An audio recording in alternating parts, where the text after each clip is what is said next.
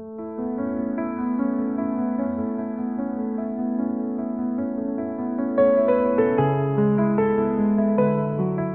আমরা রবীন্দ্রনাথ, বঙ্কিমচন্দ্র চট্টোপাধ্যায় না পড়ি, শরৎচন্দ্র না পড়ি, বিভূতিভূষণ না পড়ি, তাহলে বাঙালি সত্যি আমরা বাংলা ভুলে যাই। এবার আমি আমার যারা প্রখ্যাত পরিচালক তাদের বলবো মেসেজ দেওয়ার জন্য। আমি খুব একটা কথা বলতে পারি না, আমি বলাই এবং সেটা বাংলা ভাষার মাধ্যমেই বলাই। ধন্যবাদ।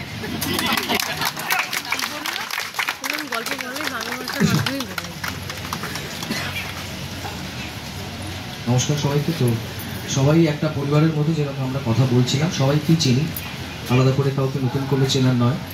ফেডারেশন যেরকমভাবে এই পুরো সমস্ত ইউনিটকে নিয়ে এবং সমস্ত ডিপার্টমেন্টকে নিয়ে একসাথে একই সুতোয় বাঁধা সাধু পরিকল্পনা নিয়েছে, এটা অত্যন্ত প্রশংসাযোগ্য এবং কুর্নিশ।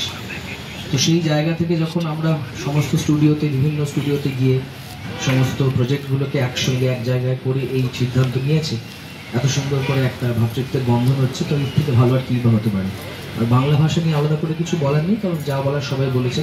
তো একই মত, আমরা যেহেতু বাংলায় কাজ করি, তো আমরা আমাদের কাজটাকে যদি আরও বাংলার মতো করে সুন্দর করে এগিয়ে নিয়ে যাই, তো আমার মনে হয় যে এটা নিয়ে আর আলাদা করে কিছু বলার দরকার নেই। এমনি বাংলা ভাষার জায়গা অন্য জায়গায়। Thank you.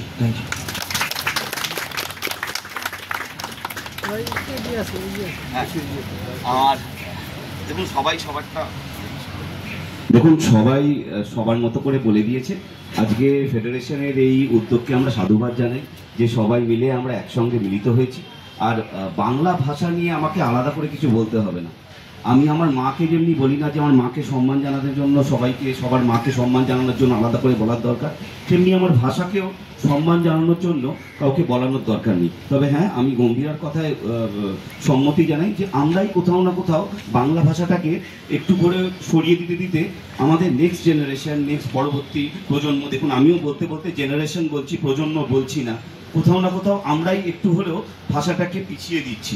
তো সেই জায়গা থেকে আমরা যদি আমাদের জায়গা থেকে উদ্যোগ নিই অনেস্টির সাথে, তাহলে দেখবেন ভাষাটাকে আর বলতে হবে না যে বাংলা ভাষাকে আমরা এগিয়ে নিয়ে চলি। বাংলা ভাষা আমাদের সঙ্গেই যাবে, কেন কি আমরা যাই করি at the end of the day স্বপ্নটা দেখি বাংলা ভাষাতেই।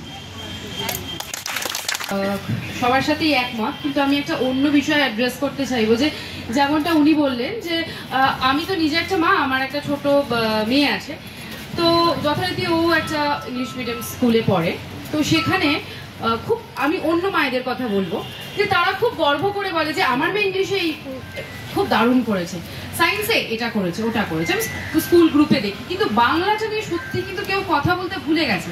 তো সেটা আমাদেরই রেসপন্সিবিলিটি, বিকজ প্রথমে যখন আমরা কথা বলতে শিখেছি বাংলাতেই শিখেছি। তো তার সম্মানটা রক্ষা করার দায়িত্ব কিন্তু আমি অন্য কাউকে পরে বলবো, সব থেকে আগে তার দায়িত্ব আমার। আমরা যদি প্রত্যেকে এটা মনে করি যে আমার নিজের দায়িত্ব বাংলা ভাষাকে রক্ষা করার, তার সম্মানকে রক্ষা করা, তাহলে কিন্তু একজন করে সার্কেলটা অনেক বড় হয়ে যাবে। তো আমরা যদি এভাবে ভাবি, মানে আমি নিজে মেক শিওর করি আমার মেয়ে স্কুলে যাই পড়ে আসুক না কেন, বাড়িতে এসে কিশলয় সহজপাঠটা পড়বে। কারণ আমি যখন আমার ইমোশনগুলো এক্সপ্রেস করি তখন কিন্তু আমি ইংলিশ বা হিন্দিতে ভাবি না, বাংলা গানই আমার মনে পড়ে। আমি যখন খুব দুঃখে থাকি তখন রবীন্দ্রসঙ্গীতই শুনি বা যে কোনো বাংলা গানই শুনি। আমি যখন খুব রেগে যাই, আমি ইংলিশে কাউকে খারাপ কথা বা রাগটা প্রকাশ করতে পারি না, তখন বাংলাটাই বেরিয়ে আসে। মানে বাংলাটা তো আমাদের মধ্যে থেকে কেউ বের করে দিতে পারবে না, ওটা তো আমাদের মাসেল মেমোরিতে ঢুকে গেছে, রক্তে ঢুকে গেছে। তো সেটাকে অবভিয়াসলি প্রথমে আমাদের দায়িত্ব সেটাকে রক্ষা করা। তবেই আমি আমার আগের মানুষটাকে বলতে পারবো কোনো কথা যে do this or do that, বা এটা করো ওটা। আমিও বলছি মানে কেমন মানে রক্ষা করার কথা, কারণ সেটা দায়িত্ব আমার। মানে আমি মেক শিওর করি আমার ছেলে মেয়ে যাই পড়ুক না কেন তাকে সেটা পড়তেই হবে, কিন্তু বাংলা সহজ পাঠ কিশলয়টা যেন সে পড়ে। রবীন্দ্রনাথ, শরৎচন্দ্র না পড়লে আমার মেয়ে অনুভূতিটা কি করে পরবর্তীকালে প্রকাশ করবে, আমার মনে হয় এটা। এবার অনেকের অনেক রকম মতামত থাকতে পারে, আমার অন্তত এটাই মতামত। Thank you so much.